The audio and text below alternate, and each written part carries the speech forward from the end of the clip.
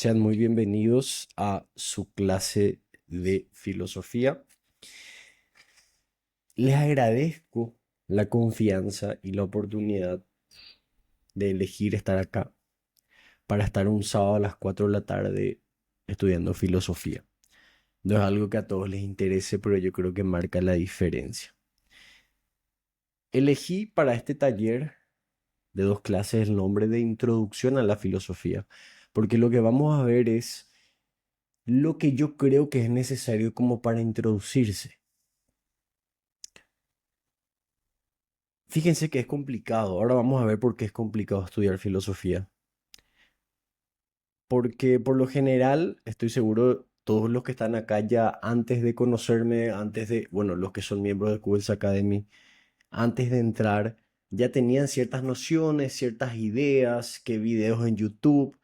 Y yo cometía ese camino y cometía el error de pensar que yo estaba estudiando filosofía y veía videos en YouTube, escuchaba podcasts, intentaba leer algunos libros y yo pensaba que iba por buen camino y no sé si yo sé filosofía. O sea, yo tenía eso en mi cabeza. Pero después me di cuenta de que ni siquiera sabía qué era la filosofía. Ni siquiera podía definir qué era la filosofía. Y bueno, me empecé a adentrar cada vez más. Y en la carrera misma después me di cuenta, bueno, ustedes saben, todos acá son o ya profesionales o o están asistiendo a la universidad. Y saben que la universidad no es suficiente otra vez, queda corta la clase. Entonces, bueno, yo me di cuenta que mi clase de la facultad de introducción a la filosofía quedó corta y lógico por motivos obvios. Que se extiende, que somos muchos, que no hay tiempo, que algunos no entienden y se avanza lento. Y terminó mi primer año y me quedé con muchas dudas, pero me dio la base suficiente como para que yo pueda profundizar por mi cuenta con bibliografía y quise solucionar ese problema. Para eso hice este taller y le puse como subtítulo El primer paso hacia una vida con sentido. Y ahora vamos a ver por qué le puse ese nombre. Bueno, les pido ahora, yo sé que es difícil, pero máxima atención, lo más concentrados que puedan. Intenten dejar sus teléfonos, yo pongo lejos luego, porque bueno, ustedes sabrán, es difícil, es difícil encontrar ese momento de concentración, de foco, que justamente para eso hicimos los círculos de lectura ahí en QS Academy, que acá hay varios que ya participaron, que es para lograr encontrar esos momentos de concentración. Sabemos que cada vez cuesta más concentrarse, cada vez ese ejercicio de razonar va muriendo. Siempre estamos distraídos. Hasta cuando comemos estamos distraídos. Hasta cuando estamos en pareja o con amigos estamos pero no estamos. Entonces les pido la máxima concentración posible. Lo que dure la clase, yo creo que una hora y media.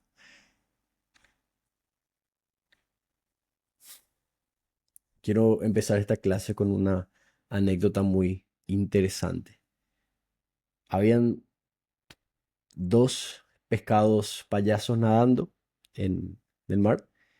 Iban nadando y se cruzan con un pez payaso más viejo.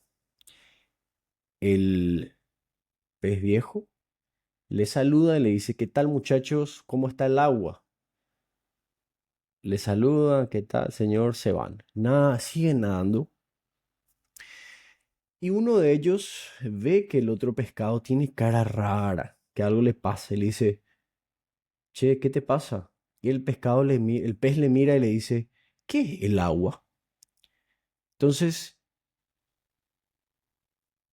esa historia nos deja una enseñanza clave, que muchas veces las realidades más obvias y importantes son las que más nos cuestan ver y explicar.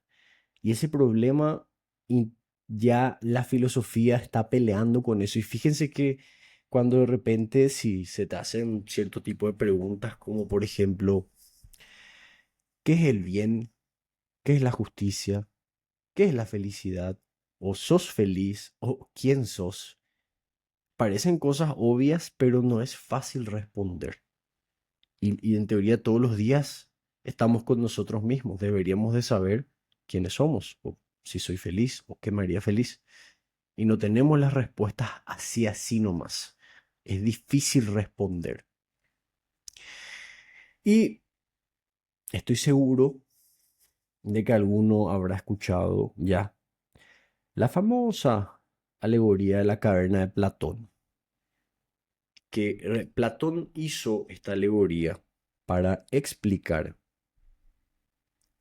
su teoría de que nosotros en el mundo fenoménico, no realmente que nosotros no percibimos la realidad, solamente percibimos proyecciones, porque Platón decía que este mundo no es el mundo real, por así decirlo.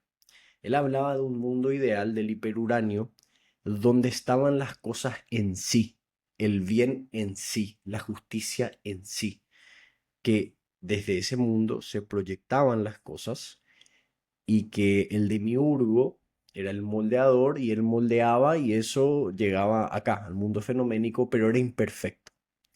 Entonces, él con esta alegoría de la caverna intentaba explicar eso y básicamente lo que dice la alegoría es que nosotros estamos en una caverna y que lo que nosotros vemos es esa proyección, eso que les expliqué.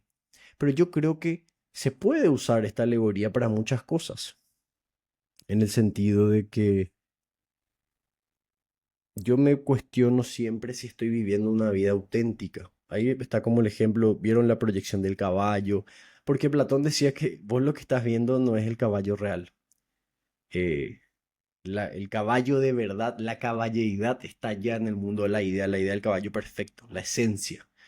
Bueno, vamos a suponer, usando un poco esa analogía, supongamos que nosotros estamos en la caverna y esas sombras que estamos viendo, realmente estoy viendo lo que yo creo. O sea, ¿qué quiero decir con esto? Estas ideas que yo tengo, estos valores que yo tengo, lo que yo creo que es correcto, lo que yo creo que es incorrecto, ¿son proyecciones? ¿Será que estoy viendo algo imperfecto? ¿Será que son ideas que metieron en mi cabeza mis padres, la sociedad, la escuela, la universidad, la iglesia, lo que fuere? Y la idea es que con la filosofía nosotros podamos salir de la caverna. Ese es el objetivo, que Platón decía que, bueno, fíjense ahí se ve que una persona sale y el sol él lo usaba como el ejemplo de lo que es el bien, que es lo máximo de hablando de jerarquías. Bueno, nosotros tenemos que intentar salir de la caverna utilizando la filosofía, no para comprender ese mundo, ese hiperuránio, sino para realmente ver con claridad nuestras propias convicciones, nuestros valores, nuestra moral, nuestras ideas, a qué nos dedicamos, qué es lo que nos gusta y poder ver con claridad. Hay una frase que es de un mariscal francés que decía antes de irse a la batalla, dejó un escrito que le decía a su cuerpo, porque temblaba, porque tenía miedo, y decía, cuerpo, ¿por qué tiemblas? Temblarías más si supieras a dónde te voy a llevar.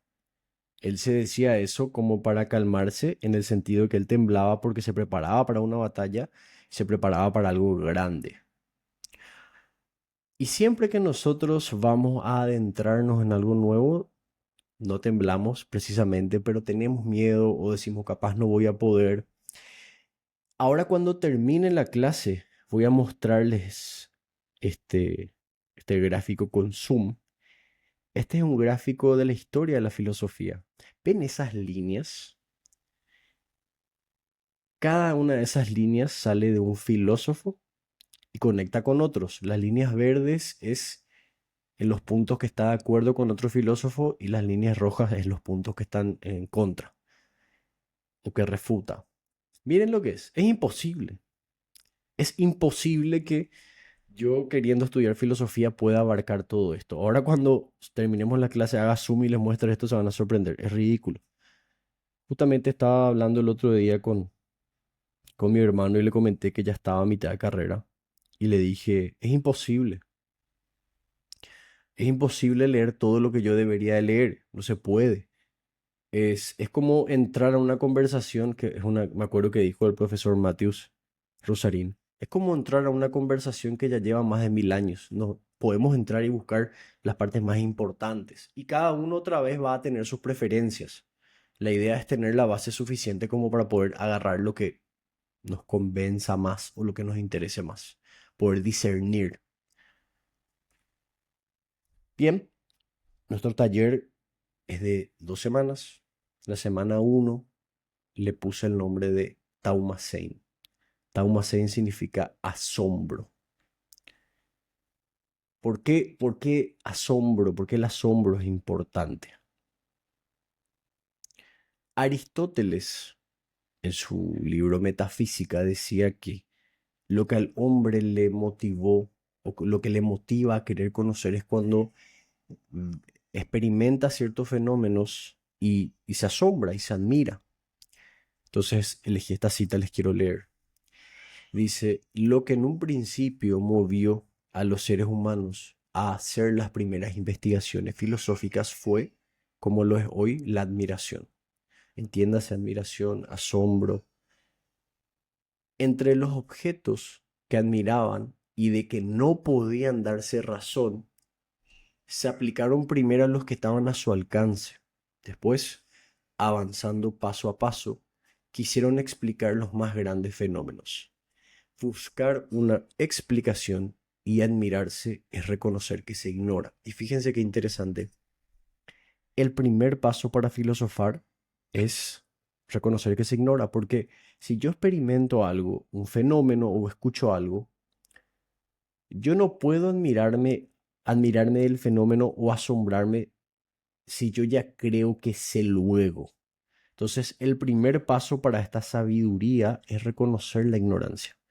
Y ahí entra Sócrates, con los que estuvieron acá en el taller y en el círculo de lectura, que hablamos mucho de eso. Lo que le hacía sabio a Sócrates es que él reconocía que ignoraba, a diferencia de otros que decían saber sobre lo que no saben. Ahora, entramos ya de lleno en lo que es este taller. Y bueno, hoy vamos a intentar, porque creo que no queda respondida a totalidad, este primer problema filosófico, esta primera pregunta. Y el primer problema que nos enfrentamos cuando entramos a este mundo es qué es la filosofía. Y ahora me gustaría escucharles.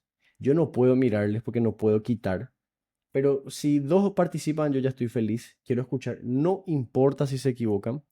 Lo que me interesa es que hagan ese ejercicio. ¿Quiénes me pueden dar definiciones? Si dos personas dicen, si quieren decir más general, pero ¿qué entienden por la filosofía? Yo voy a abrir acá si puedo verles la cara.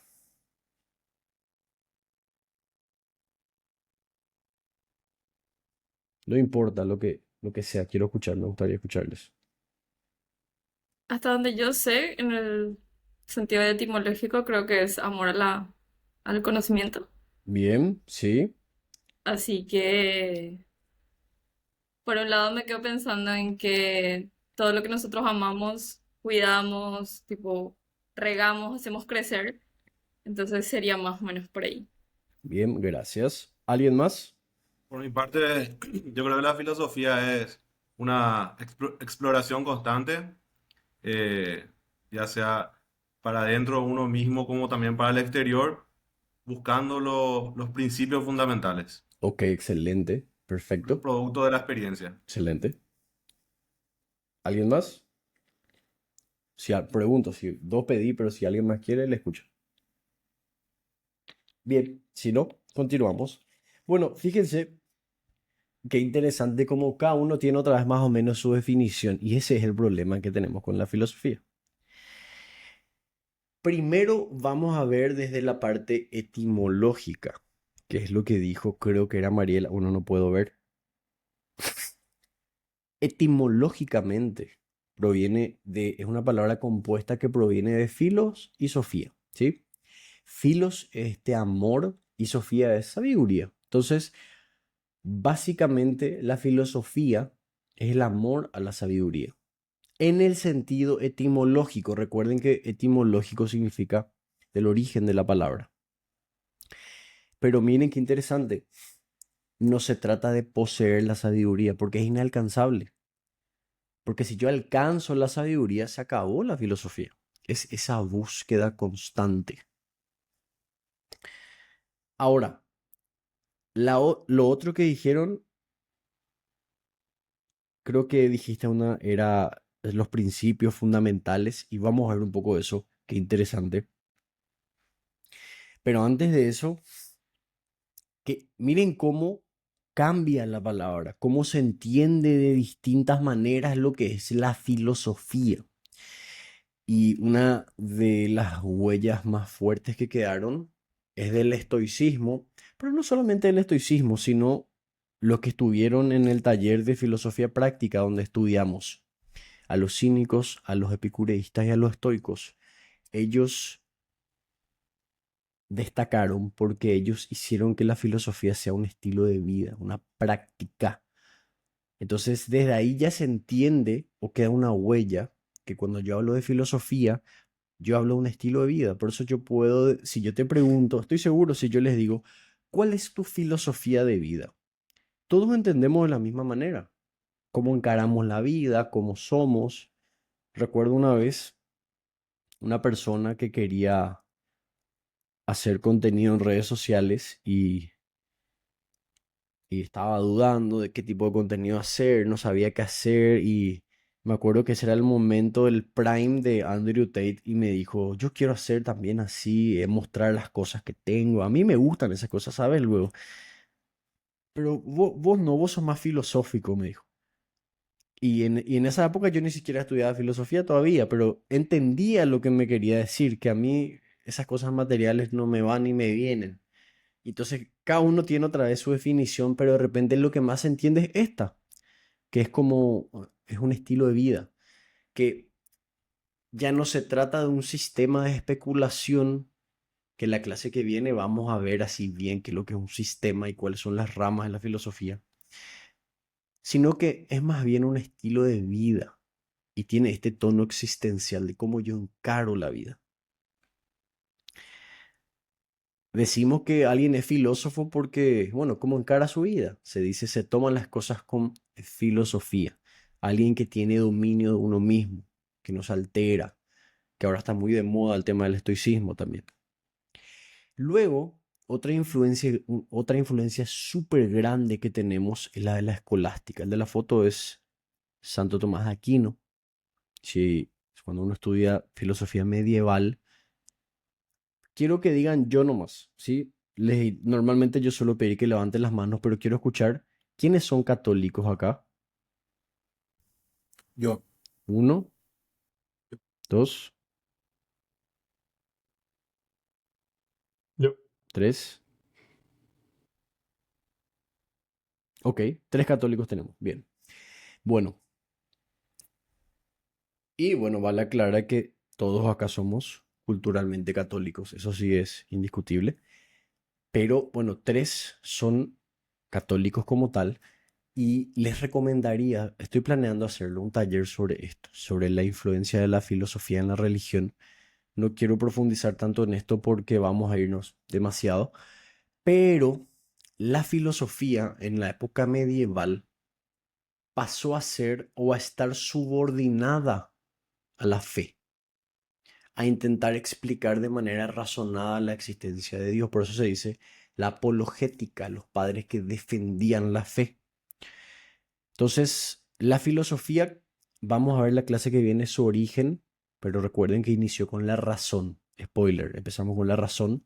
Bueno, dejando de lado los dioses y todo eso, sin embargo, en la época medieval, la filosofía se subordinó a eso, a la fe. Y lo que buscaba es preparar el entendimiento para la fe. Por eso hasta hoy los que son sacerdotes tienen que estudiar filosofía. Y es simpático porque se cumple el estereotipo. Normalmente los estudiantes de filosofía o son, o el famoso estereotipo ¿cómo se le dice? Del izquierdista, o una persona que quiere ser sacerdote. Esos dos son los que son mis compañeros al menos y es lo que siempre veo. Entonces, preparar el entendimiento para la fe, defender racionalmente las verdades reveladas. Recuerden que ellos discutían qué es lo que era la Santísima Trinidad, o sea, cómo Cristo puede ser Dios. Y ahí había un debate tremendo de, por ejemplo, el arrianismo, que creían en Dios, pero decían que Jesús no era divino. Eh, Debates así de alto calibre. Entonces, bueno, para eso, en esa época al menos, para eso servía la filosofía. Y gracias a la Iglesia Católica, hoy tenemos las universidades, ellos preservaron el conocimiento, especialmente respecto a la filosofía, a los pensadores como Platón, Aristóteles y demás. Y realmente Santo Tomás de Aquino hizo un trabajo tremendo, un pensamiento lógico, argumentativo, racional, espectacular. ¿Qué pasó? Cuando llegó a esta época, la filosofía ya no era una forma de vida, ya no era una sabiduría práctica, sino que era una disciplina académica que tenía un método que lo que buscaba era explicar y defender de manera razonada la existencia de Dios. Eso es una rama de la filosofía que vamos a ver la clase que viene. Y bueno, y acá vino, creo yo, el que terminó de pulverizar la filosofía, que es el positivismo, con Augusto Comte. Según Comte, el ser humano estaba en constante avance de cómo entendía el mundo y pasamos por estados. Según él, primero estaba el estado teológico, luego el estado metafísico y luego el estado positivo. El estado teológico, según él, es en el que, bueno, el ser humano intentaba explicar los fenómenos a través de dioses, porque la naturaleza le era hostil. Entonces el ser humano le intentaba apaciguar con ofrendas o cosas así. Luego dio un salto, pasó al estado metafísico, que vamos a ver qué es la metafísica la semana que viene, donde el ser humano especulaba. ¿Qué significa metafísica? Metafísica es un término que miren cómo surgió. Andrónico de Rodas fue el heredero del Liceo de Aristóteles. Y Aristóteles tenía un montón de trabajos. Y recuerden que antes los filósofos eran los primeros físicos, se les decían los physicoi, porque ellos filosofaban sobre la naturaleza. Y había muchos trabajos de Aristóteles que Andrónico no supo dónde poner y puso y les caratuló como, bueno, los libros que están después de la física o más allá de la física, así estaba ordenado más allá de los libros de la física, así estaba ordenado en su estante. Y de ahí viene la metafísica, lo que está más allá de la física. Y ahí entramos, por ejemplo, en las cuestiones de la libertad, del libre albedrío, de Dios, del alma, de la inmortalidad. Pero según los positivistas, todo eso es inútil. Vos no me podés demostrar nada de eso. Lo que no puede ser probado por el método científico no sirve. Punto. Fin. Sin embargo, ellos, eso sí, esto él es de la época de la filosofía moderna, no dejaron de lado totalmente la filosofía. Para ellos la filosofía lo que debería de hacer era conectar los conocimientos de física, de química, matemáticas, a la sociología en esa época se le llamaba física social. Para eso servía la filosofía, para arreglar las cuestiones del lenguaje, más nada, no servía. Hablar de Dios o del alma o de lo que yo creo, porque lo planteo así, no sirve. Pérdida de tiempo. Entonces, en esta época, todo lo que nos sirva para producir o no se puede demostrar de manera empírica, científica, no sirve. Que nos pongamos a reflexionar sobre el ser que eso es tremendo lo que es. Eso se llama ontología. ¿Qué hace que algo sea? ¿Por qué algo es? Lógico, son especulaciones. Especulo. Dios, alma, la causa primera de las cosas. Todo eso nos sirve y bueno, ellos decían que ni siquiera valía la pena debatir. Y desde esa época es como que se marginalizó de manera social y académica la filosofía. ¿Por qué? Porque no produce conocimiento útil. Está atrapada en preguntas que no podemos responder de manera contundente y como les expliqué, para Comte y los positivistas está en un estado pasado, del estado metafísico. Y ahora yo les pregunto, con dos respuestas me basta. ¿Cómo nosotros percibimos la filosofía? Si yo les digo, le conocen a alguien y les digo, ¿qué estudias? Yo estudio filosofía. ¿Qué pensás? ¿Qué piensan?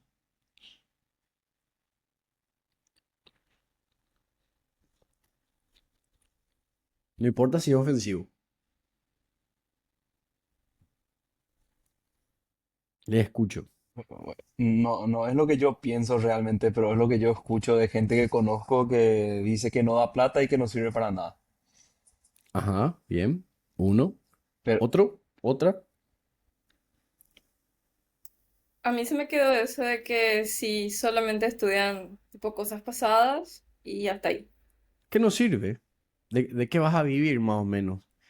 Bueno, y busqué unos memes que me parecen tal cual.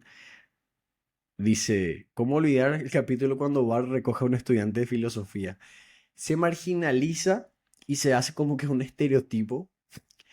Después dice, mi hija dice que eres profesor, sí, de filosofía. Bueno, y le echa a su casa.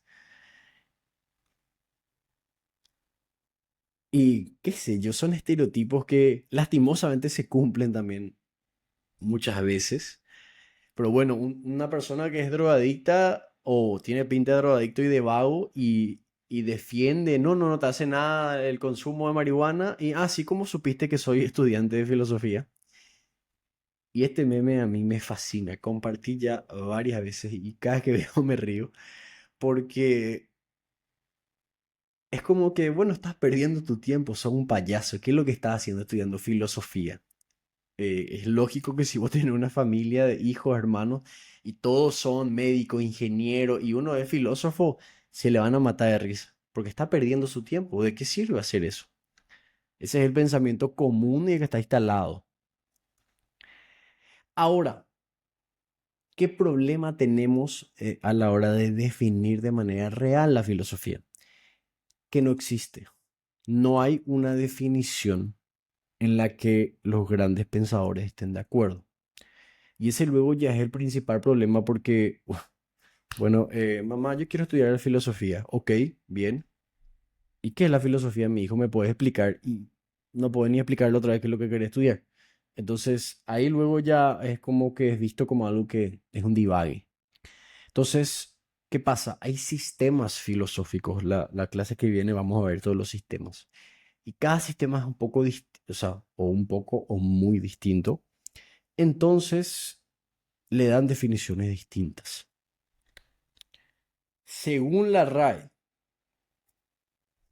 es un conjunto de saberes que busca establecer de manera racional los principios más generales que organizan y orientan el conocimiento de la realidad, así como el sentido del obrar humano. Esta definición me parece casi acertada en comparación a la que yo les voy a mostrar. Y esta definición, creo yo armé mi definición de la filosofía en base a estos dos libros. El primero es este, que es Fundamentos de la Filosofía de Millán Puelles. Ahí elegí una foto linda porque esa es la duodécima. Esta es muy vieja. Tiene olor a vieja, luego, así que, bueno, acá encontré una definición que me parece muy interesante. La primera parte de la definición que yo armé. Escuchen bien. La filosofía es la ciencia de todos los seres por sus causas últimas y que se adquiere por la luz natural de la razón.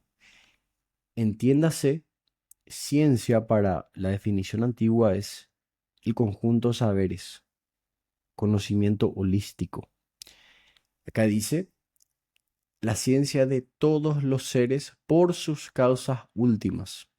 Y dice de manera racional los principios más generales que organizan y orientan el conocimiento. O sea, ¿cuál es la causa primera y la causa última de un fenómeno? ¿Por qué ocurre? Pero ¿cuál es la causa inicial? Porque muchas veces la ciencia lo que hace es describir un fenómeno, pero no te dice por qué. Y luego le agrega y que se adquiere por la luz natural de la razón, entiéndase de manera racional. Ahora, fíjense ahí abajo que dice los principios más generales que organizan y orientan el conocimiento de la realidad, así como el sentido del obrar humano.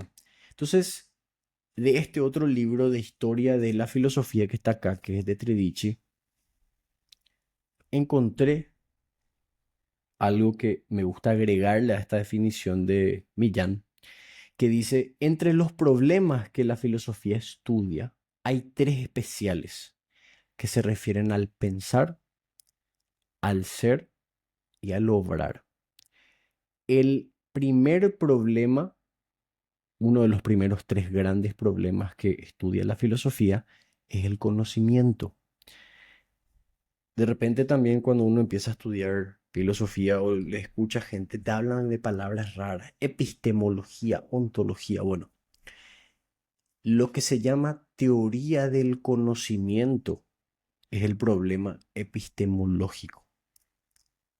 ¿Por qué? Porque la filosofía quiere estudiar el conocimiento. ¿Qué significa conocer? ¿Cómo aprendemos? ¿Cómo se da eso? Y ahí uno lee los fundamentos y las cosas que establecen, los métodos que establecen los pensadores, y es tremendo. Pero bueno, vamos a hacerla más fácil. La teoría del conocimiento. ¿Cómo aprendemos? Y siempre yo digo esto. Por ejemplo, bueno, mi trabajo, yo vivo, el que me conoce sabe que yo vivo dar clases, doy clases de matemáticas, doy clases de física. Y vos me preguntás, y Alexis, ¿vos sabés matemática? Y ahí, si nos ponemos filosóficos en el sentido real de la palabra, ¿qué significa saber? ¿Realmente yo sé matemática? Ese es el primer problema. Después, el de la naturaleza de la realidad, que es el problema ontológico, que estudia las cuestiones del ser, que hace que algo sea. Y por último, el valor de los actos humanos con relación a la finalidad propia del hombre, o sea, el problema moral. Eso es la ética. Ahora tenemos que definir, esto vamos a ver con más detalle la semana que viene, la diferencia entre moral y ética. La moral es lo, lo que cuando se habla de moralidad, la moralidad está definida por la sociedad. Cuáles son las costumbres, la cultura, los valores de esa sociedad. Y la ética la estudia. Entonces, entre estos tres, en cierto resumen, es todo lo que estudia la filosofía, ¿sí? Entonces, podríamos definir como la filosofía es la ciencia de todos los seres por sus causas últimas y que se adquiere por la luz natural de la razón.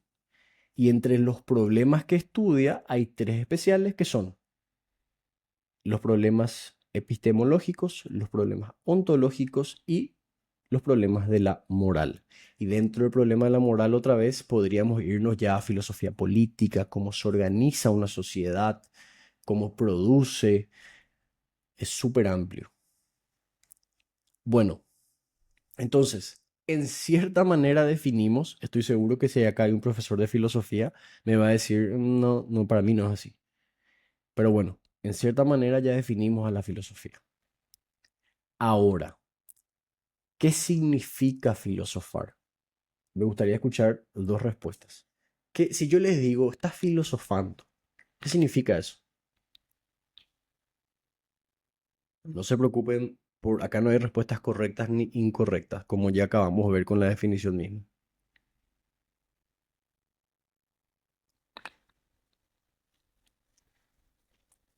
Creo que yo voy a hablar otra vez. No importa, me encanta, adelante. Ok. Y mi definición de filosofar sería cuestionarse algo. El porqué de algo, de dónde sale, por qué, de todo lo que le rodea, un pensamiento, un acto, algún estímulo, alguna percepción, cuestionarse eso y buscar su causa primera. Bien, excelente. Eso es lo que yo creo. Bien, buscar la causa primera, algo que experimento. Por qué me siento así o por qué pasa esto? Bien. ¿Alguien más?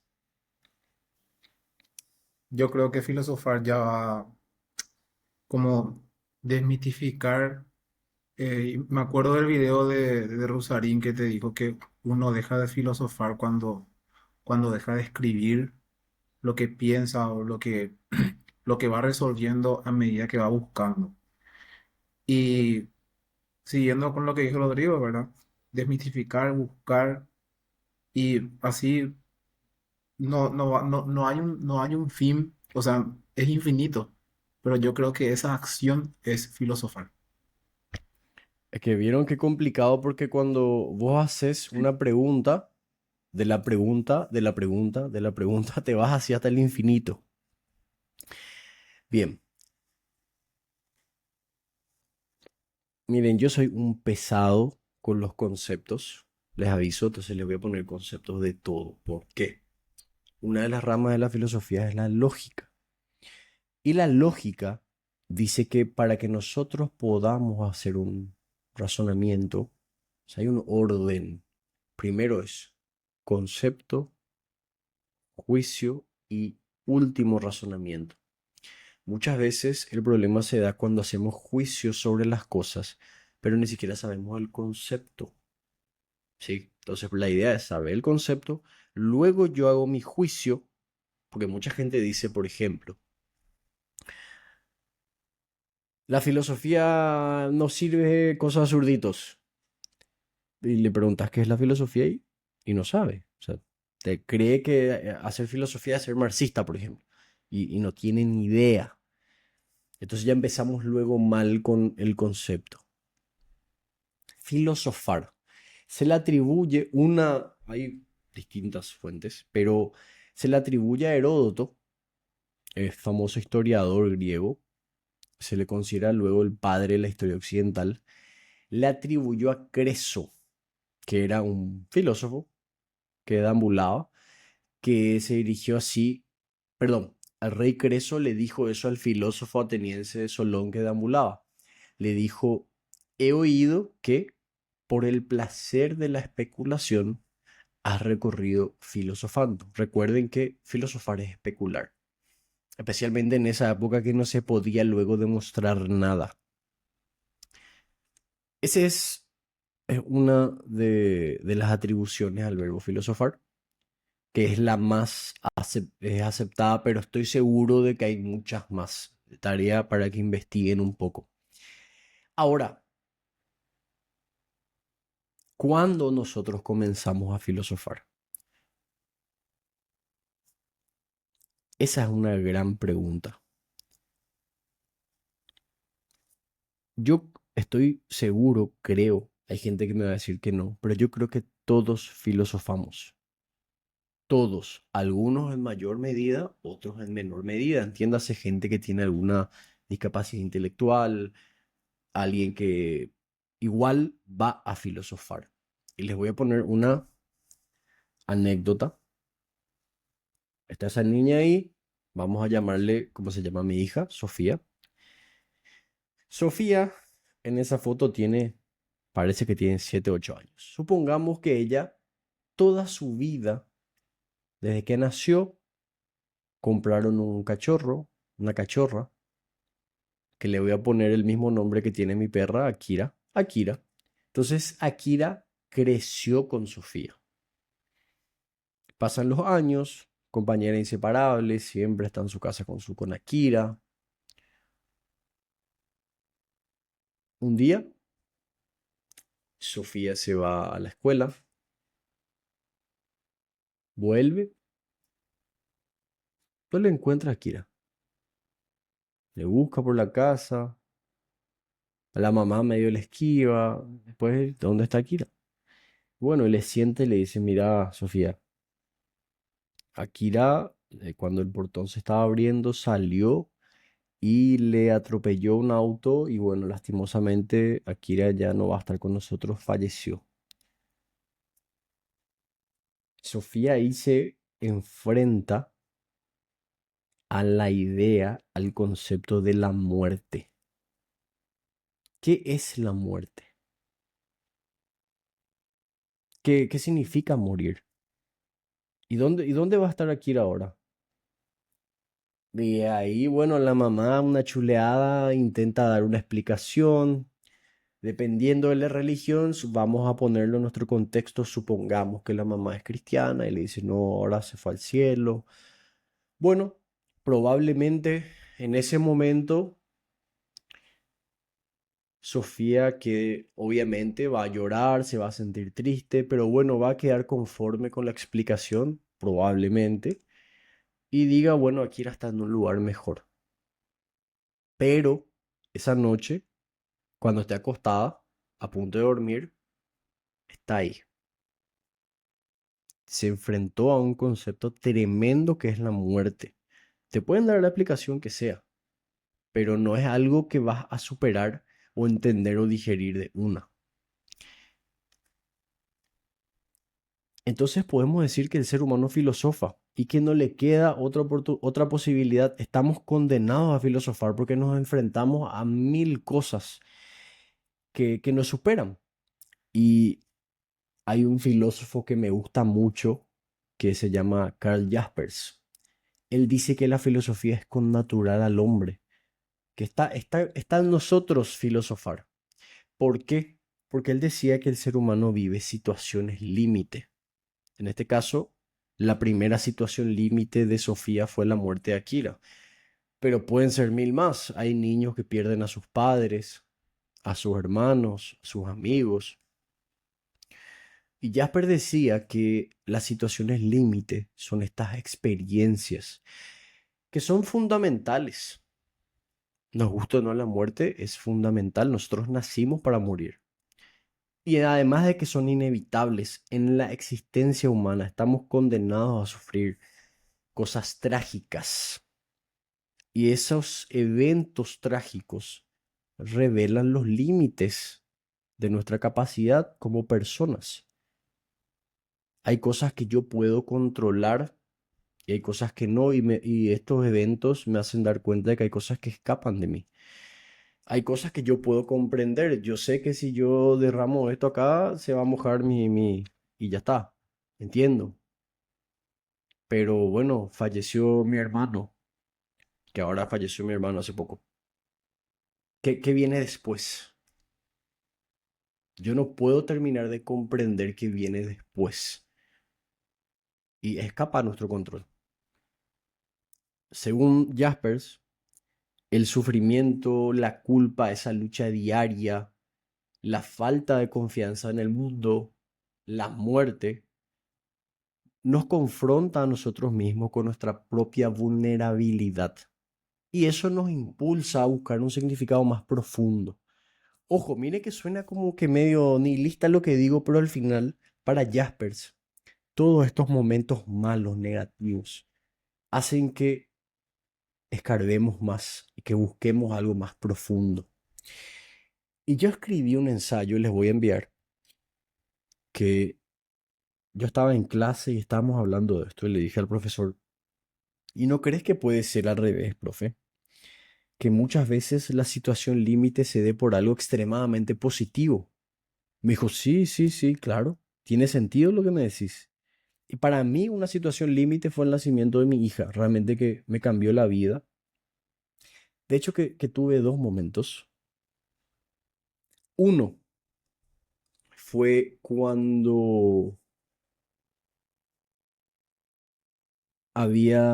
falleció mi tío, el hermano de mi papá, y el velorio, el entierro, y ahí le volví a ver a varios miembros de mi familia, a hermanos que no les veía hace mucho y cosas así, y a tíos, y les vi a todos tan viejos, en el sentido de que, hija de mil, cómo pasa el tiempo. Ahí ya llegó la muerte a uno, en breve va a llegarle a cualquiera, y hace unos días le llegó a mi hermano que estaba ahí también.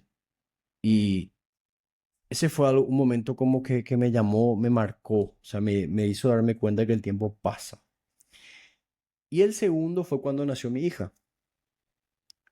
Cuando le vi nacer, vi así ese momento de que se concibió una nueva vida y me hizo dar cuenta de que suena un poco raro decir esto, pero cuando vi que nació mi hija, me hizo dar cuenta que yo me iba a morir y que el tiempo pasaba, que tenía que vivir de manera más presente. Eso está más profundizado en mi ensayo que les voy a enviar. Es corto, así que van a poder dar una leída.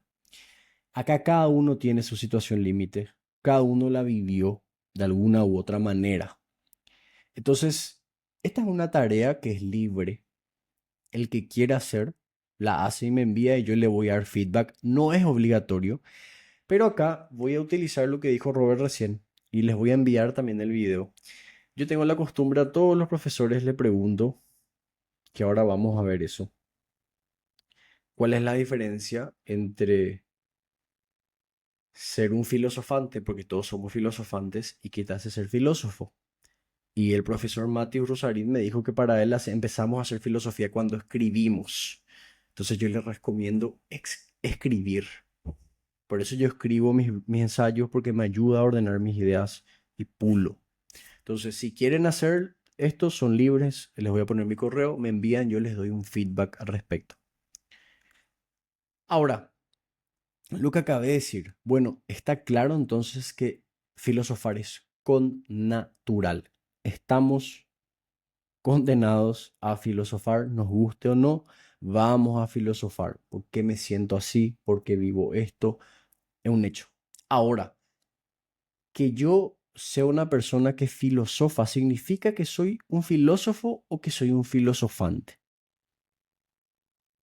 Y es una pregunta difícil de contestar. Este concepto de filósofo, hay dos atribuciones. Una se le da a Heráclito, que vamos a verle en la clase que viene, hace un pantallazo rápido. Él fue, para algunos, él fue el primero en decir filósofo. Él decía, es necesario que los hombres filósofos sean buenos investigadores de muchas cosas. Se cree que esa es una de las primeras definiciones. Y hay otra que se le da a Pitágoras, que, bueno, algunos dicen que no, realmente no pasó esto, que es una anécdota nomás, pero bueno, les quiero leer este extracto del libro de Millán. Dice, eran llamados sabios cuantos se dedicaban al conocimiento de las cosas divinas y humanas y de los orígenes y causas de todos los hechos. Fíjense, los que se dedicaban a la filosofía, todavía no se le llamaba filosofía, pero se les llamaba sabios. No se les decía filósofos. Sabio viene también de sofos y también algunos dicen que viene de sabor, de que el sabio es el que conoce los sabores de, ¿viste? ¿Vieron los que preparaban las medicinas, las hierbas, todos? Que conoce los sabores. Bueno, pero Pitágoras se le atribuye la definición porque cuando se le preguntó a Pitágoras a qué se dedicaba, él dijo que no sabía ningún arte. Arte se le decía a la técnica, a lo que vos te dedicabas. Por ejemplo, tu arte era ser zapatero, o tu arte era ser herrero, o era ser poeta. Él dijo que él era simplemente un filósofo y hizo una comparación interesante. Dice, y comparando la vida humana a las fiestas olímpicas, a las que unos concurrían por el negocio, otros para participar, y los menos por puro placer de ver el espectáculo. Y según Pitágoras, esos eran los filósofos, los que veían, los que especulaban sin buscar una utilidad. Se cree que este es el origen realmente. Ahora, todos filosofamos. pero no todos somos filósofos. Esta es mi declaración y la de muchos. Hay otros que dicen que todos somos filósofos. Yo no estoy de acuerdo y vamos a ver por qué. Este es un profesor norteamericano, Alvin Plantinga, que dice, la filosofía es pensar sobre algo pero muy fuerte.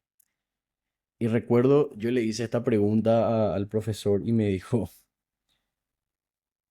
está difícil, me dijo, pero todos nos cuestionamos ciertas cosas, pero me dijo, así me respondió mal y pronto, ¿qué tanto power le metas a tu pregunta? Determina que seas un filósofo. Y por más mal y pronto que me haya respondido, lo entendí. ¿Qué pasa? Nosotros somos filosofantes y nosotros estamos atrapados en lo contingente. El filósofo se enfrenta al absoluto, o sea, va cada vez más profundo, más profundo, más profundo, buscando alcanzar límites que aún no se alcanzaron. ¿Qué significa que nosotros no quedamos en lo contingente? Acá nadie vive del aire. Elegí esta foto porque así estamos todo el día, que llamada, que hay que pagar cuentas, que te llaman, que tenés que pagar esto, que hay que hacer esto, que hay que comprar esto. No hay luego tiempo para pensar mucho. Es difícil tener un tiempo, me voy a sentar a filosofar o a hacer filosofía. Es un privilegio. De hecho, que antes y luego la gente, los que eran filósofos y demás, lo hacían porque los esclavos trabajaban. El filósofo llega mucho más profundo. Esta fue la respuesta que me dio el profesor cuando me dijo meterle más power. Me dijo, filosofar es seguir una pregunta. Hasta dónde yo persiga esa pregunta me va a convertir en filosofante o filósofo. Bueno, ¿qué pasa? Además de eso, cada filósofo, para alcanzar la profundidad de estas preguntas, necesita un camino. Y ese camino es el método. Este método es un instrumento para entender, para sacar la verdad a la realidad, porque ellos le llamaban a la verdad el aletheia. Eso así vamos a ver la semana que viene. Y necesitaban un método. Y un ejemplo es la dialéctica aplicada por Sócrates, que es el método socrático, que bueno, los que estuvieron en el taller de Sócrates ya vimos a más profundidad. Pero bueno, un filósofo en resumidas cuentas, podemos separarlo de un filosofante por la profundidad de su pregunta y el método que utiliza. Y preparé un cuadro que tiene algunas diferencias. Nosotros somos filosofantes, muchas veces nosotros nos formamos en la escuela de la vida respecto a la filosofía, en el sentido de que, bueno, se dice famoso, hay gente que no estudió nada de filosofía, pero tiene cierta sabiduría, te da las respuestas. El filósofo por lo general tiene una formación más académica, sistemática, y algo que hablamos que es a la luz natural de la razón. El método tiene que tener un razonamiento riguroso y técnico. Lo que filosofamos nos enfrentamos a preguntas, a dudas existenciales, pero no tenemos un razonamiento bien hecho. Hay ciertas reglas de lógica que hay que seguir y por lo general cometemos muchas falacias. Y es esperable si no tenés conocimiento al respecto. Y bueno, así, esas son las dos cosas más importantes, creo yo. Ahora, es prácticamente imposible que seamos filósofos.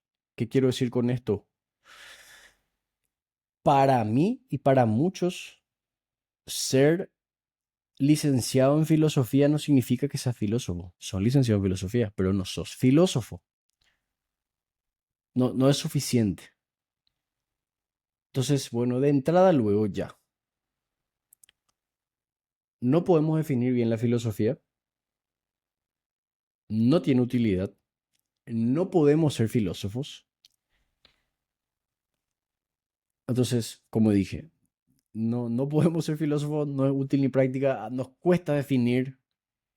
Entonces, ¿para qué nos sirve estudiar filosofía teniendo en cuenta todas esas cosas negativas, entre comillas, que acabé de decir. El hecho de que algo no sea útil en el sentido práctico que estamos acostumbrados no significa que no tenga valor, porque muchas veces las cosas tienen valor por sí mismas. El mayor problema que tenemos es que estamos acostumbrados a tratar las cosas como medios para un fin y no como un fin. Este extracto quité de un libro que se llama La utilidad de lo inútil. Tiene algunas ideas con las que no estoy de acuerdo, pero muchas que sí. Y este me encantó. Este famoso matemático, no me estoy acordando el nombre, ahora se me va a prender enseguida. Estaba dando clases y un alumno que estaba ahí le preguntó, apenas aprendió un teorema, le preguntó, pero ¿qué ganancia yo obtendré con esto? Entonces, el famoso matemático hizo venir a un esclavo y le ordenó dar una moneda al estudiante, ya que éste necesita sacar algún beneficio de lo que aprende. O sea, para ellos, aprender no era con un fin, uno aprende por aprender. El conocimiento es un beneficio suficiente ya, no es necesario nada más. Estoy intentando acordar el nombre, no puedo creer. Siempre en las clases de la Facultad de Matemáticas les hablo de él. Enseguida se me va a aprender y les voy a decir. Y acá elegí unas cuantas cosas que nosotros hacemos como fines en sí mismas. Por ejemplo, ahí está, Euclides. Euclides. Por eso se dice geometría euclidiana. Él es el que hizo el libro de matemática más famoso de la historia, que es Los Elementos. Ahora sí, acá elegí unas imágenes que nosotros hacemos como fines en sí mismas y no como medios. Yo no soy muy fanático del fútbol, pero hasta yo he jugado fútbol en la canchita del barrio. Estoy seguro que muchos de los que están acá también. Y eso uno no hace con un fin. Yo no lo hago para lograr algo. Máximo quiero ganarle a mi vecino, pero es por divertirme. Ahí empieza, ahí termina, se acabó. Lo mismo. Hay mucha gente que le gusta pintar y dibujar, pero no viven de eso. Puse ahí una foto de Jiu-Jitsu, que es lo que yo hago, que no me da nada, aparte de que me duele el cuerpo. O leer. Muchas veces, bueno, tenemos que leer para estudiar, para hacer algo, o leemos libros para aplicar cosas, pero muchas veces leemos novelas por el placer de leer. Por ejemplo, Frankenstein. ¿Qué quito? Bueno, alguna lección moral podría quitar para aplicar a mi vida, pero no leo pensando eso. Y hay unos extractos que quité de dos libros de Aristóteles que me gustan bastante. Para Aristóteles, que nosotros no busquemos aspirar a una ciencia era indigno. Ahora y vamos a ver por qué. Dice, a pesar de no ser más que hombres, no debemos limitarnos, como algunos pretenden, a los conocimientos y sentimientos exclusivamente humanos, ni reducirnos porque seamos mortales a una condición mortal. Es menester, por el contrario, que en lo que depende de nosotros, superemos los límites de nuestra condición mortal y nos esforcemos por vivir conforme a lo mejor que en nosotros existe. Ahora, ¿qué es lo mejor que en nosotros existe? ¿Por qué para Aristóteles era indigno que no aspiremos a ninguna ciencia? Él escribió un famoso tratado que se llama De Anima, que es del alma. Y bueno, él hizo una clasificación de los seres vivos, plantas, animales, humanos y los seres divinos. De los seres divinos no vamos a hablar. ¿Qué pasa? Aristóteles hablaba de, él es el famoso, es muy famoso por haber planteado lo que es la teoría teleológica del telos, de la finalidad. Según Aristóteles, todo tiene un fin. Siempre, todo lo que está en la tierra va hacia algo. Y él decía que primero tenemos las plantas, que son seres que tienen alma vegetativa. Ahora, ¿qué significa que todos los seres tengan un alma y que todos los seres tengan un telos, una finalidad? Según Aristóteles, todos los seres buscan alcanzar o desarrollar sus más grandes capacidades. ¿Sí? Ese es el telos. Según Aristóteles, tendemos hacia el bien, al florecimiento y el desarrollo de todas nuestras capacidades. Ahora, dependiendo de la complejidad del ser, su telos requiere más, requiere menos. Cuando hablamos del alma vegetativa, también le llama alma nutritiva. Este florecimiento, este desarrollo de sus máximas capacidades es simple. La planta que necesita luz solar, agua, nutrientes. Y les cuento algo, como ingeniero agrónomo, la mayoría dice que las plantas, si le preguntas de qué se alimentan, te van a decir del agua. No, las plantas se alimentan de carbohidratos, de glucosa, entre paréntesis nomás. Pero la planta no necesita más que eso para florecer, en el sentido metafórico y en este caso literal si tiene flores. Y bueno, acá pongo un ejemplo de una planta que no logra desarrollar sus más grandes capacidades. Luego decía Aristóteles que los animales eran como unas superplantas que tenían un alma vegetativa o nutritiva, pero también tenían un alma sensitiva. ¿Qué significaba eso? Los animales tenían las mismas necesidades que las plantas para desarrollar su telos, pero además eran seres sensibles. Reaccionaban a los estímulos. Si vos a un animal le tocas o le pones una luz en la cara, se va a mover, va a reaccionar. Necesita ciertos estímulos. Si yo les digo, por ejemplo, piensen ahora mismo en un tigre desarrollando sus más grandes capacidades. Yo me imagino así un tigre corriendo, saltando para cazar, moviéndose. O sea, Aristóteles decía que los animales necesitaban espacio, moverse, reproducirse. Entonces, bueno, ya desde Aristóteles sabemos que los zoológicos son muy mala idea. Acá vemos un tigre que lógicamente no puede desarrollar su telos. Y por último, estaba el humano. Para Aristóteles, éramos como unos superanimales. Teníamos alma nutritiva o vegetativa, teníamos alma sensitiva y teníamos alma racional. Y para Aristóteles, nuestro florecimiento, nuestro telos, es la eudaimonía, que es la felicidad, que eso es una clase aparte, pero yo ya subí esa clase de manera gratuita a YouTube. Les voy a enviar para que vean. Les recomiendo mucho, si van a entender mucho mejor eso.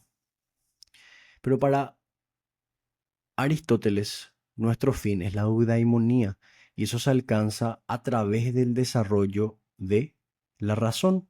Por eso para él era indigno que nosotros no aspiremos a alguna ciencia. ¿Y qué nos diferencia a nosotros entonces de los animales? ¿Qué significa tener un alma racional? Miren las cosas que puede hacer el hombre. Podemos mandar un cohete al espacio, construimos maravillas, escribimos, pintamos. Puedo ponerme a leer una novela y empatizo con algo que no existe y lloro. Veo una serie que yo sé que son actores, o peor, a veces veo un anime ahí, son dibujitos y lloro igual.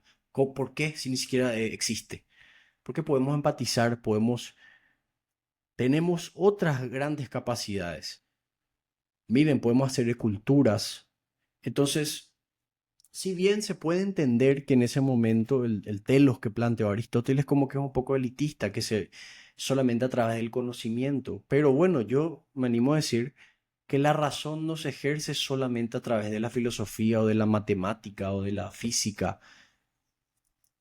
Al hacer una escultura estamos haciendo uso de la razón, al comunicarnos estamos haciendo uso de la razón, al pintar, al escribir, al dibujar, al hacer un deporte, estamos haciendo ese uso de la razón. Y esa eudaimonía es el desarrollo de nuestras más grandes capacidades, nuestro arete, que el arete es la excelencia. Para Aristóteles deberíamos de aspirar a esa excelencia y vivir una vida virtuosa.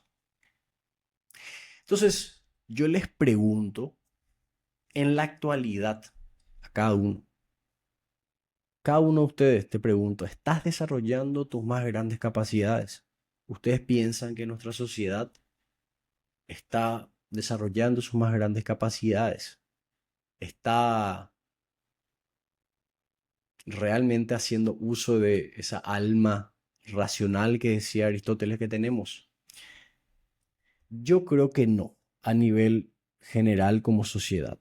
Pero bueno, creo que es nuestra responsabilidad en intentar revertir eso. Y es difícil porque cada vez cuesta más que nos concentremos, cada vez cuesta más que cosas sencillas podamos usar un poco de nuestra razón. Ya ni siquiera se puede hablar. Hagan este experimento cuando salen. Miren un poco a las parejas. ¿Cuántas veces ya salí a comer con mi señora y miro así, le veo a las parejas que cada uno con su teléfono? O que es peor, una familia con los hijos y todos con su teléfono, nadie habla. O que es mucho peor todavía, hay un bebé ahí que ni siquiera se mueve bien todavía, ya tiene una tablet. No sé yo qué nos depara, pero bueno, por eso estoy intentando hacer esto, a ver qué logramos con esto. Entonces, podemos decir que la filosofía no sirve en el mismo sentido que, bueno, una herramienta o una receta, pero sí tiene una utilidad mucho más profunda que no es tangible y que se nos escapa. Filosofar o intentar hacer filosofía, porque no sé si podríamos llegar a hacer filosofía como tal, produce ciertas consecuencias, entre comillas, en nuestra vida. Y algunas de esas consecuencias son, uno, que forma el pensamiento crítico. Ayuda a que no nos traguemos discursos sin pensar. Un ratito. Enseña a argumentar con claridad y a detectar falacias. Eso está en el ámbito de la lógica. Desarrolla la capacidad de pensar por cuenta propia, sin depender de modas ni ideologías. Y hoy esto es un debate tremendo. Me preguntó mi profesor de seminario de filosofía moderna. Yo le dije que es nuestra responsabilidad intentar transmitir este método kantiano para identificar qué es lo correcto o lo incorrecto. Y me dijo, ¿cómo me respondes a esto? Byung-Chul Han dice que es un filósofo, escritor, depende a quién le pregunte, filósofo, filosofante, que dice que hoy, por ejemplo, cuando sale la fake news, los memes y no sé qué, que son todas, o el algoritmo en su máxima expresión, y nosotros intentamos combatir eso, entre que, por ejemplo, yo lancé mi ensayo para intentar pelear eso, ya salieron 700 memes más, 700 fake news más. ¿Cómo peleamos? Y es súper difícil. La respuesta a eso, bueno, ahora no les voy a decir, después en la sección de preguntas si quieren. Pero está eso ahí. Y sin darnos cuenta, el algoritmo realmente moldea cómo nosotros pensamos y ni siquiera somos conscientes. Nos ayuda también a encontrar un sentido a la vida. Porque eso es lo interesante, la filosofía no te dice qué tenés así cómo tenés que vivir o qué tenés que pensar, pero nos ayuda a formular las preguntas que necesitamos. nos pone en contacto con eso que somos. Somos seres que buscan, que dudan, eligen y se equivocan. Nos ayuda a vivir de manera consciente, no como máquinas que repiten rutinas. Yo no sé si a ustedes les pasa, pero ya va a ser 2026, no sé qué pasó. Atrapado en lo contingente, que el trabajo, que esto, que aquello, y de repente no nos damos cuenta y caemos en la rutina, ta, ta, ta, ta, ta, ta, y ni siquiera sé por qué hago lo que hago, ni por qué creo lo que creo, y ya pasaron 5 años. Y así volamos, no nos damos cuenta de nada. Nos humaniza, nos recuerda que no somos solamente o consumidores o productores o engranajes de este sistema, sino que somos personas que tenemos dignidad, libertad y profundidad. Nos da este espacio interior donde nosotros podemos resistir a esta superficialidad, a todo este ruido, a lo banal que nos rodea y que cada vez es más lastimosamente. Les quiero leer para terminar extraje del libro de Millán que me encantó. Dice así: el ocuparse con los temas que afectan a las ultimidades de la existencia representa trascender nuestra vida cotidiana. La admiración que da lugar a la filosofía nos hace suspender por un momento la ajetreada ocupación en que nuestro ser se dispersa. La forma más frecuente de filosofar es la que consiste en preguntarse por el sentido total de todo eso que hacemos en nuestra vida. Nuestro ser necesita aclararse el valor y el sentido de su propio operar.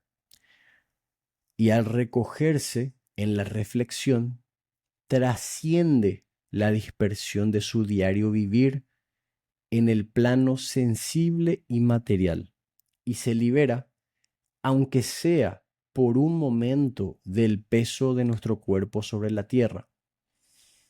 Mientras se filosofa, la tensión del espíritu se alza eminentemente sobre el estado de la propensión vegetativa y de animalidad que en ocasiones afecta a nuestro ser. Es indudable que mientras el hombre filosofa, su espíritu se alza hacia las cosas trascendentes y se libera de la servidumbre de lo sensible.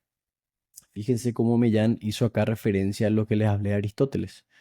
Sin darnos cuenta, si nosotros no tenemos ese momento de reflexión, de uso de la razón, ¿qué nos diferencia de los animales y de las plantas? Hablando un poco en terminología de Aristóteles. Nada.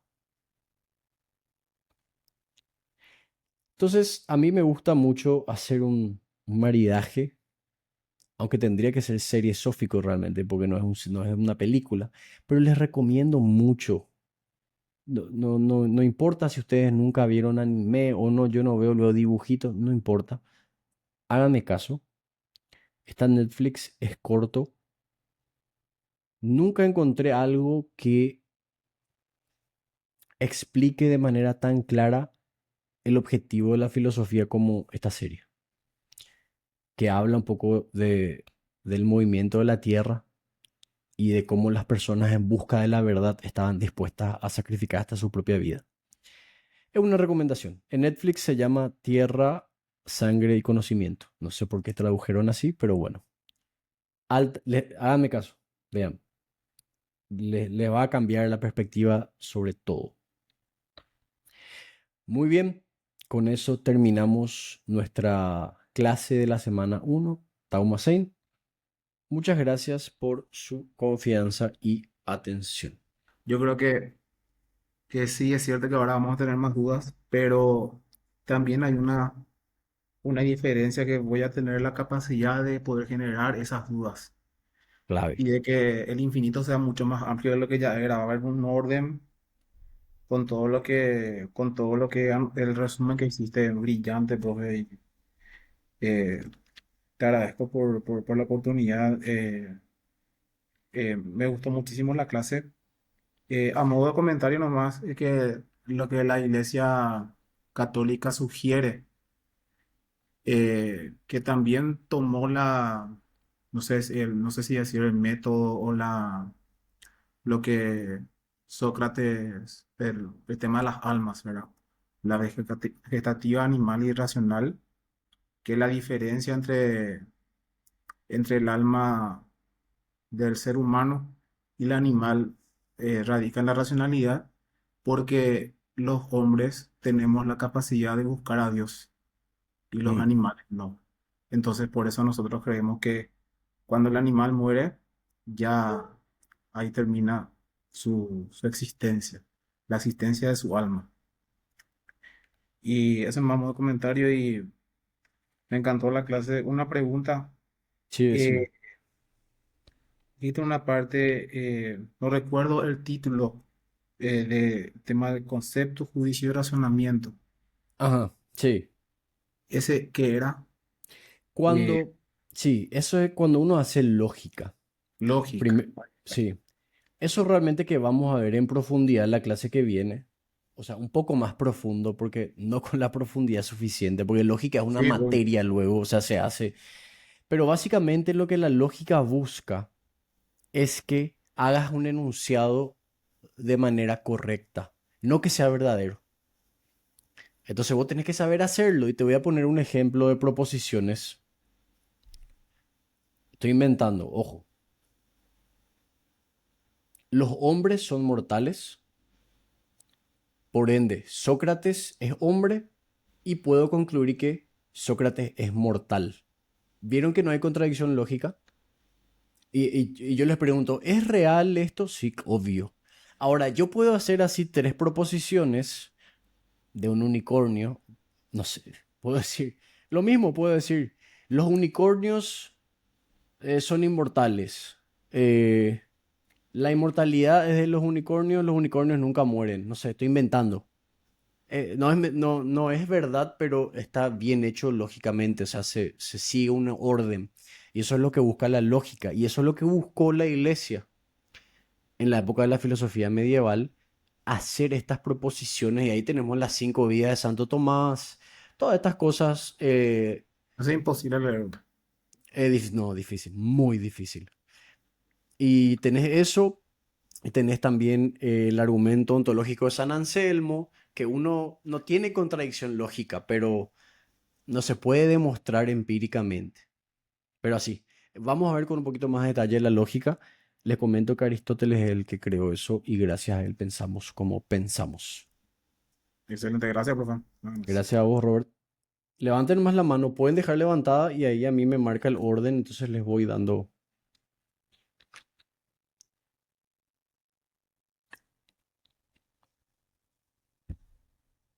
Adelante. Si no, voy a decirles, me gustaría que todos hablen. Les escucho.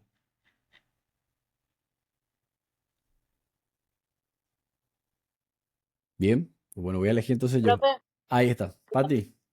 consulta, viste que se apagó mi teléfono, me quedé sin batería. ¿Había una pregunta o es para hablar nomás No, de lo que... lo que quieran. Pregunta, hablar, comentarios. Bueno, yo estaba pensando nomás, o sea, mi pregunta es la siguiente. ¿Ves que hablamos de que filósofa, o sea, filósofo y filosofar es diferente? Sí. Pero el filósofo, o sea, el que filosofa, pero no aplica lo que aprende, vamos a decir, igual se puede considerar, o sea, no va a tener como estilo de vida la filosofía, vamos a decir. Pasa que justamente de eso se trata. Muchas veces la filosofía se trata de no aplicar. Muchas veces no aplicas. Si yo quiero, por ejemplo, hablar y especular sobre la inmortalidad del alma, ¿cómo aplico eso? O sea, no puedo aplicar. Pero igual estoy filosofando. Si yo quiero, empiezo a cuestionarme, bueno, se murió mi perro, el ejemplo que di, no puedo aplicar, pero estoy intentando acallar mis dudas. Y ahí ya, ese es el objetivo. No puedo aplicar. Ahora, lo que define que vos seas filósofo o filósofa, según mi perspectiva y la de varios, es eso que expliqué, que tenés que tener un método, tenés que hacer un método, pero ya es muy difícil hoy que nosotros hagamos un método. Ya se hizo, Es que es muy difícil, justamente se estudia, por ejemplo, en filosofía latinoamericana. Quieren decir de que, bueno, existe una filosofía latinoamericana, o sea, nosotros podemos establecer nuestros propios sistemas de pensamiento. Viste que ellos son toda una corriente que estamos colonizados mentalmente y cosas así. Pero es que estos grandes pensadores ya hicieron tanto, ya construyeron tanto, que nosotros ya nos paramos sobre sus hombros. Ya es difícil hacer algo más, al menos por ahora. Quién sabe, va a aparecer seguramente algún nuevo genio filósofo que va a hacer o plantear un nuevo método, pero es muy difícil. Es muy difícil. O sea, al referirse entonces a un estilo de vida se refiere al filósofo en sí, entonces, ¿verdad? No, cuando vos hablas de alguien que aplica filosofía como estilo de vida, no estás hablando de hacer filosofía en un sentido metódico.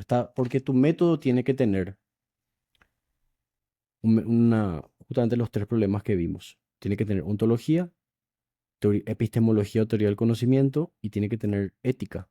La filosofía práctica está enfocada solamente en la parte ética, deja de lado las otras dos. Entonces no es un método, no es un sistema completo. Eso en el taller de filosofía práctica que vimos, le vimos a los cínicos, a los epicureístas y a los estoicos. Y estas corrientes, menos los epicureístas, que ellos hicieron, Epicuro hizo un sistema completo, impresionante.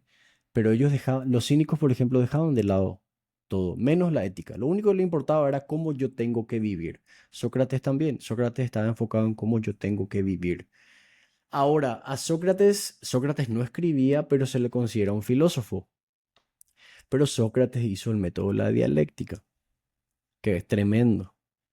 Entonces, es un poquito difícil determinar realmente a partir de qué punto sos un filósofo o un filosofante. Para mí es lo que yo les dije y con lo que algunos profesores concordaron conmigo. Yo creo que somos filosofantes y no está mal.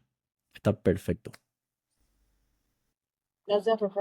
Espectacular la clase, me gustó mucho. Muchas gracias, Gracias, Pati. producción. ¿Alguien más? Ariel, Gabriel, Samuel, Mariela.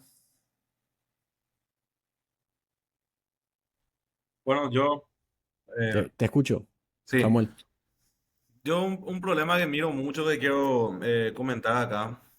Y bueno, para arrancarlo, yo así también como mucha gente seguramente en un inicio pensaba que la filosofía era prácticamente, sin ser despectivo, inservible, ¿verdad? Yo también pensaba eso. Y correcto. Y una vez leyendo, una vez adquiriendo información, etcétera, etcétera, me di cuenta de la importancia gigantesca que tiene la filosofía desde el punto de vista en que, en el rubro al menos en el que yo me desempeño, se tiende demasiado a repetir ideas, a repetir Mm, conceptos, a repetir inclusive estrategias o definiciones de otras personas o de otros orígenes sin siquiera conocer el origen de las ideas, sin siquiera conocer la definición profunda o el concepto profundo de lo que se está conversando. Entonces se arma como una especie de diálogo entre dos personas que están pensando con cabezas ajenas otra vez, que ni siquiera conocen el origen de las ideas. Y empiezan a haber discusiones, empiezan a haber diálogo, comunicación con fuente o base desconocida. Y eso es algo que la filosofía me ayudó mucho a mejorar eso, a poder, digamos, ubicarme más lógicamente o más centradamente o más, no sé cómo voy a expresar, no soy bueno expresándome, pero a ubicarme de manera más calmada y poder entender mejor lo que se está hablando o de lo que no se está hablando en cuestión, ¿verdad? Pero para cerrar nomás, eso fue lo que me dio de bueno la filosofía, sea filosofante o filósofo. Creo que hoy me siento mucho más calmo para escuchar, para analizar lo que se está conversando y para identificar cuando la comunicación ya tiene fuentes desconocidas o ni siquiera capacidad de argumentar lo que uno está proponiendo, ¿verdad? mm. Gracias, Samuel. ¿Vos sos veterinario o ingeniero agrónomo? Veterinario, trabajo en el rubro ganadero. Bueno, yo soy ingeniero agrónomo orientado en producción animal, así que estuve en el mundo ganadero y es un tema. Realmente que se repiten ciertas cosas que y no se cuestionan, se hace así nomás. Y Totalmente. Y si vos te vas como un citadino a querer decirle a ella, ¿quién es este? Es como que no te van a escuchar. Es un problema. Pero sí te das cuenta de que, y eso se aplica no solamente en ese rubro, sino que en todas partes. Alexis, lo que pasa es que no termina ahí en el campo, Sí, sino que esto va a decisiones ya después industriales, gremiales, ya afectan todo un país, ya afectan todo un sistema de comercio, ¿entendés? Y el origen fue las ideas, pero ni siquiera conocemos el origen de esas ideas. Eso es lo que pasa, que pensamos que es inservible, pero al final de cuentas ya está afectando tu Producto Interno Bruto. sí, y te das cuenta de que cuando uno hace esas preguntas y cuando uno, por ejemplo, bueno, yo tuve una materia que me gustó mucho que se llamaba bienestar animal. ¿Y cómo surgió eso? Porque ahí algunos productores empezaron a cuestionar el modelo de producción y vieron que se puede producir mejor y de manera más ética, pero sin filosofía, sin ese ejercicio de filosofar, no se iba a poder hacer. Y esto se aplica a todo. Fíjense ustedes, ¿a cuántas personas le hacen unas preguntas de por qué crees lo que crees? O te dicen, yo soy tal cosa, o qué sé yo, ¿verdad? Yo soy liberal, o yo soy colorado, o yo soy marxista, o yo soy... ¿Y por qué? Y se quedan como que trancados. Y ahí te das cuenta quién acá no cometió ese error. Todos cometemos ese error. Que yo digo que yo soy tal cosa y ¿saben cuándo me pasó? ¿Saben quién me hizo darme cuenta de eso? Un alumno de segundo curso de colegio. Estábamos hablando y yo le dije un par de cosas que no recuerdo bien, eran las votaciones y qué sé yo, y estaban hablando algo del mal estado del centro de Asunción. Y yo le dije, es que ahí esa gente está ahí porque se les pone el status quo, le dije al Partido Colorado hace mucho que ya les tiene ahí, hace 70 años. Y me Lo de la dijo, chacarita. sí, y me dijo, ah, y en la época del Lugo no había entonces cuidacoches. Y me preguntó, ¿cómo? Y ahí me di cuenta de que yo le estaba diciendo algo que vimos, que nosotros vimos en Sócrates, que era una intuición correcta, que es verdad lo que digo, pero cuando alguien me pregunta, no sabía yo decirle exactamente en qué momento eso empezó y bajo qué gobierno, y me di cuenta de que estaba repitiendo nomás algo, que en su momento sabía, pero dejé de lado y me cagó mi alumno de 15 años, ahí para que vean nomás, a eso es lo que me refiero. Pero bueno, gracias Samuel, gracias, gracias. Gabriel, Ariel, Mariela, quien sea, adelante. Vamos en orden. Ahí está, Ariel. Ya me desmuteé. Eh, a ver, yo, bueno, antes que nada, gracias por la clase, Alexis. Muy productiva para mí, para entender, tratar de entender por lo menos qué significa filosofía, porque muy poco sé, pero con esta clase estoy yendo por el camino. Y yo muchas veces lo que me doy cuenta también es de la gente que de repente, que están totalmente en cualquier cosa, ¿verdad? Y no sé, en el consumismo, así como mostraste con un teléfono, cada uno en su mundo, y, y nunca se tratan de, no sé, de plantear qué es la vida. No sé, yo soy médico y muchas veces me tocó vivir situaciones límites, como, pues, como dijiste, eh, y me hizo dar cuenta, o sea, estar en ese momento entre ver gente entre la vida y la muerte y qué es la vida y dónde vamos. Entonces a mí personalmente me hace, me lleva a pensar, a analizar qué es todo esto, ¿verdad? Pero mucha gente, bueno, capaz porque no viven capaz de esas situaciones límites o están en cosa hasta que pasa algo y ahí, bueno, tengo que, no sé, tomar otro camino. Y, y nada, también uno cuando trata de decirle las cosas a la gente, de mostrarle algo de, de la filosofía, lo que se abstienen, parece a querer aprender. Es como cuando vos le mostrás esto, la filosofía es como que le estás tratando de llevar a una verdad, a una sabiduría que mucha gente, que muchas veces la gente no quiere llegar a eso, ¿verdad? Mucha gente quiere quedarse con su idea, con su conocimiento, con sus cosas y no entender a profundidad la verdad, ¿verdad? Eh, Irse por el camino del bien y hacer las cosas a su manera. Entonces, me parece eh, muy bueno este ejercicio que vos haces y ojalá que llegue a más gente también, ¿verdad? Gracias, Ariel. Mira, es complicado. ¿Sabes por qué? Porque primero luego tenemos el primer problema que es el siguiente. Mucha gente no sabe que no sabe. Y ese es la primera barrera que tenés que vencer y que muchas veces no se puede. Y mira, los estoicos decían que las personas que saben que no saben, nosotros acá estamos porque sabemos que no sabemos, eran los procopton, los inquisidores, los que querían mejorar. Pero después estaban los no inquisidores, gente que no sabe que no sabe. ¿Y cómo arrancas ahí? Es muy difícil. Y yo creo que eso pasa porque da miedo.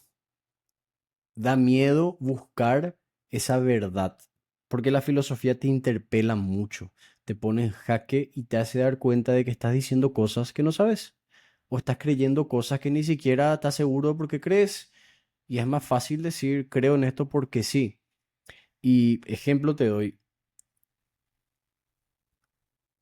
que eso es nunca me voy a olvidar. Increíble me pareció. Siendo, para que vean, no sé cómo estábamos hablando en la facultad de yo siempre yo era el Contreras. Todo el mundo así yo contra todos mis compañeros siempre. Y yo no era ateo, pero yo les cuestionaba. O sea, les preguntaba por sus creencias y qué sé yo. Y ay, quilombo, hermano. Y una de esas estábamos hablando del origen de todo. Y como ustedes saben, acá los católicos y los no católicos, la Biblia, la Iglesia Católica no la toma a literalidad. O sea, no es que Dios le hizo a Adán y Eva, son historias que te ayudan a entender el origen de la humanidad, del universo. Y yo le estaba hablando a mis compañeros de este programa que estaba en Netflix, que era el Cosmos, que era la continuación del de Carl Sagan que hacía este Neil deGrasse Tyson. Y yo le estaba hablando y mi compañera, no, no, no, no, no, no, yo no quiero saber esas cosas, no, no, yo no quiero ver. ¿Y por qué? Le dije. No, no, porque eso me hace dudar. Yo no quiero dudar. Mm. Y me quedé así en shock. ¿Viste? Así cuando no sabes ni qué decir. Y futura ingeniera agrónoma, o sea, ella es una persona que en teoría tuvo acceso a educación, ni siquiera conoce que su propia religión no niega esas cosas. Y entonces la filosofía hace ese ejercicio de interpelarte, te da miedo, o muchas veces crees que ya sabes todo, y es cómodo también creer que hay un camino marcado. Lo que no da gusto hacer, y ahí entramos en existencialismo, es no hay un camino marcado. Nada es seguro. Acá no es que tenés que hacer esto y ya está. Y eso da miedo porque ese miedo se carga en la libertad y en la responsabilidad de nuestras decisiones. Y mucha gente no quiere cargar con eso. Y bueno, y ahí hacemos con lo que dijiste. No es luego que no quiero hacer filosofía nomás, es modo así. Zombie, de lunes a viernes, modo NPC. Para cualquiera que haya jugado videojuegos, NPC es ese personaje que está en la ciudad y camina así, sin sentido, y te da misiones y eso. Pero eso nomás no hace nada. Y llega jueves, y desde el miércoles, luego ya sí se puede empezar a entumecer con lo que sea, y así se repite. Porque es difícil realmente que no tener un sentido, y ahí depende, cada quien otra vez tendrá su propio sentido. Hay algunos que te van a decir que su sentido es Dios, otros te van a decir que su sentido es su trabajo, otros te van a decir que su sentido son sus hijos, pero te dicen así nomás, si le preguntas bien, es difícil. Si yo ahora mismo les pregunto cuál es el sentido de tu vida, medio pensás que me puedes dar una respuesta rápida, pero no, no, no es fácil. Es complicado. Yo creo que va por ahí, Ariel, realmente, porque la filosofía te interpela y da miedo. Y da miedo no saber todas las respuestas. Yo creo que es eso. Sí, y la gente como que trata de darte una, en vez de pensar y analizar antes de que le digas algo, como que y trata de tener Pero yo creo que eso parte del miedo y de la inseguridad. Porque el tener la razón hace que su visión metafísica sea real y me da calma. Es complicado, es complicado. Es una tarea difícil de hacer y siempre que vos seas la persona que habla de estos temas, no te van a querer y eso, sí, tipo, eso es pesado. eh, Eh, vamos a hablar de fútbol nomás y ya está. Y así, sí, normal. Gracias, Ariel. así mismo. Mariela, Bueno, si quieren saber el sentido de los sinsentidos, les recomiendo justamente ese libro. así es. El sentido del sinsentido y el sinsentido del sentido, por si le quieran buscar. Está por internet. Está buenísimo. A mí me parece muy simpático que lo que estemos haciendo es una paradoja, tipo utilizar los elementos electrónicos, tecnología que utilizamos usualmente para distraernos, para realmente concentrarnos en una clase de filosofía. Y yo la verdad que no tengo muchas preguntas, yo creo que son más para mí, pero sí me gustaría compartir de que yo no estoy de acuerdo con que la filosofía no tenga utilidad. Para mí sí tiene utilidad. Porque la mayoría de los libros que yo leo, todos son filósofos. O sea, a ver, o sea, por ejemplo, el 99% de los libros de psicología que yo leo, la mayoría son psicólogos, filósofos y tienen un montón de títulos. Pero no solamente, o sea, es como dijo el profe Alexis, que no es solamente el título en sí, sino que es la práctica. Y obviamente nosotros tenemos que conocer lo básico para poder ir subiendo de nivel. Y si bien este es nuestro primer pasito, tipo sí cuenta. Gracias, Mariela. Bueno, primero el libro que dijiste, ¿cómo se llama? El sentido del sinsentido. Y al revés. Ah, y al revés, perfecto. Ahora lo segundo, que no tiene utilidad, no tiene utilidad en el sentido positivo. Ejemplo, Samuel es veterinario, yo soy ingeniero agrónomo. Uno se va a la facultad y aprende cosas que puede aplicar de manera tangible. Yo hago esto para hacer esto. Sin embargo, la filosofía son especulaciones. O sea, yo no puedo, no es un 2 más 2, o yo no tiene un método. Aristóteles hablaba de los tipos de conocimiento. Pues, quería conectar mi auricular, pero voy a seguir hablando. Aristóteles hablaba de los tipos de conocimiento y, en último lugar, hablaba de los útiles, de los prácticos y de los que no son ni útiles ni prácticos. Y el que no era ni útil ni práctico era la filosofía. Porque según él servía para saber, para especular, más nada. No puedo yo aplicar el conocimiento de la filosofía para hacer una armadura o para hacer un zapato o para plantar o para construir. A eso es lo que en el sentido positivo. Gracias, Mariela. Voy a investigar un poco este libro. Y Gabriel, Alexis, estuve llegando un poco tarde hoy, así que no quiero hablar sin saber de por qué no pude estar presente en una hora al menos de clase. tranquilo. Pero sí lo que puedo aportar un poco es que el lado interesante o divertido de la filosofía es que te introduce a un mundo desconocido, e infinito, que creo que uno nunca va a terminar de aprender o de cuestionarse cosas. Es algo bueno o malo como que haber salido, digamos que un poco de la ignorancia o de la negación, empezar a cuestionarte cosas, empezar a pensar un poco distinto a lo que uno está acostumbrado, como que te quedas, ufa, que muchas cosas tengo todavía por aprender o por cuestionarme. Viendo el lado positivo es algo bueno y bastante interesante. Siempre apoyo todo lo que compartís y bastante bueno estar dando estos primeros pasos. Aunque seamos pocos, es un grano que va sumando a poquito. Genial, gracias Gabriel. También mucha gente acá, éramos casi 15, pero la mayoría, eso siempre yo digo, me sorprende, se inscribe, pero quiere escuchar la grabación después nomás. Que bueno, creo que es mejor que nada, pero yo creo que el hecho de estar en la clase hace vivo, hace que le quites un poco más el jugo, porque si escuchas en segundo plano a veces mientras haces otras cosas, como que te desconcentras y cosas así. Pero bueno, para los que llegaron tarde, en tu caso Gabriel, y no entraron todos, esto se queda grabado y voy a compartir para que vayan viendo. Es más, hay veces que amerita volver a escuchar la clase. De repente si están al pedo, están manejando, amerita volver a escuchar para eh, realmente fijar. Porque eso yo me di cuenta, muchas veces aprendo algo escuchando más de una vez. Y si, es lo mismo que volver a leer un libro. La primera vez no tenías luego idea de nada y cuando le das una segunda leída entendés mejor eso que dice el autor. Muy bien, entonces creo que ya no hay más preguntas ni comentarios. Un placer. Yo entonces les dejo la tarea que es libre si quieren hacerla, la que está ahí, que es de escribir sobre su situación límite. Si quieren hacerlo, me envían el correo y yo voy a darles feedback. Eso uno.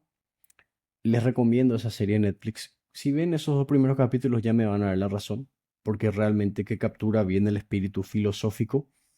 Y les voy a enviar la clase gratuita de eudaimonía, que también ayuda a reforzar mucho esto que estuvimos viendo.